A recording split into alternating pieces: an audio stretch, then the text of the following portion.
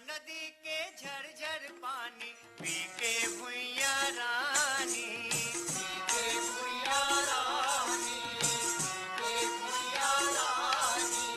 हरियर लुगड़ा ओढ़ के नाचे ये दे हमर किसानी। सब सिंगार करोगा भंडार भरोगा, सब सिंगार करोगा भंडार भरोगा।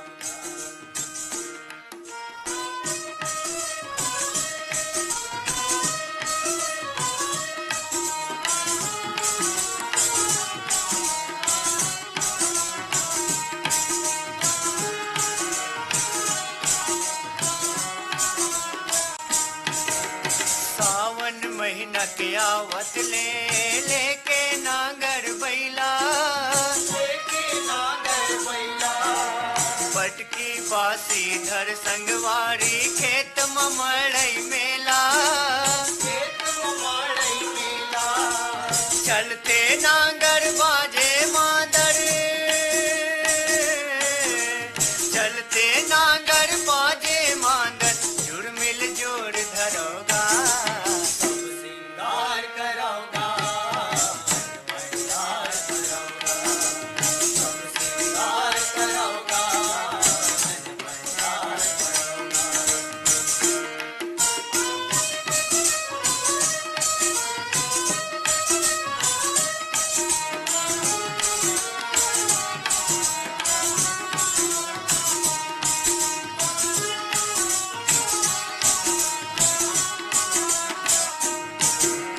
भादो महीना रोपा लागे रुम झुम झांझर बाजे, झांझर बाजे। धान कुंवारी मोर महतारी झूम झूम के नाचे, झूम झूम के नाचे। झूमे वाली डाली डाली, झूमे वाली डाली डाली। मिलके जतन करोगा सिंगार करोगा भंडार भरोगा, सिंगार करोगा भंडार भरोगा।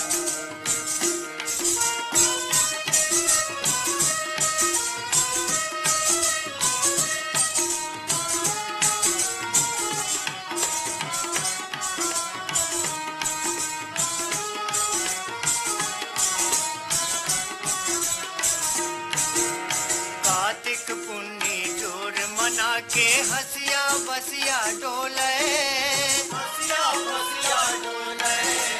मोती झरझर हंसे पीड़ित के कर मददरिया बोले, कर मददरिया बोले। मेहनत खूब करो संगवारी, मेहनत खूब करो संगवारी। सबके पीर हरोगा सब सिंगार करोगा भंडार भरोगा, सब सिंगार करोगा भंडार भरोगा।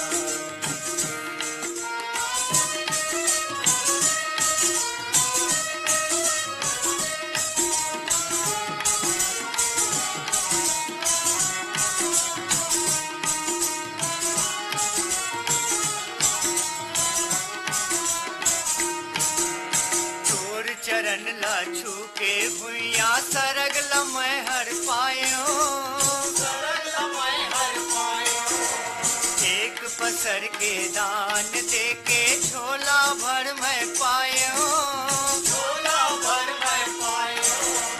मैया के जस गा के संगी,